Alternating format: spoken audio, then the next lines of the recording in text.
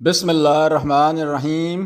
اسحاق بن ابراہیم اور اسحاق بن منصور نے کہا، ہمیں نصر بن شمیل نے خبر دی، انہوں نے کہا ہمیں شعبہ نے خبر دی، انہوں نے کہا ہمیں محمد نے جو ابن زیاد ہیں حدیث سنائی۔ انہوں نے کہا میں نے حضرت ابو ہریرہ رضی اللہ تعالیٰ عنہ سے سنا، وہ کہہ رہے تھے رسول اللہ صلی اللہ علیہ وآلہ وسلم نے فرمایا، گزشتہ رات ایک سرکش جن مجھ پر حملہ کرنے لگا تاکہ میری نماز توڑ دے۔ اللہ تعالیٰ نے اسے میرے قابو میں کر دیا۔ میں نے زور سے اس کا گلا گھونٹنا اور یہ ارادہ کیا کہ اسے مسجد کے ستون میں سے کسی ستون کے ساتھ باندھ دوں تاکہ صبح کو تم سب دیکھ سکو۔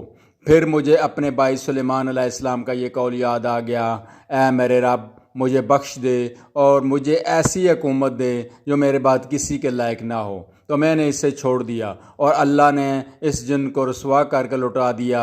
ابن منصور نے کہا، شعبہ نے محمد بن زیاد سے روایت کی۔ صحیح مسلم حدیث نمبر 1209۔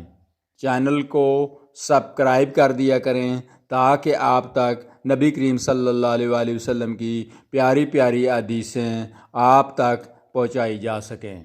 اللہم صلی علی محمد وعلی آلہ محمد۔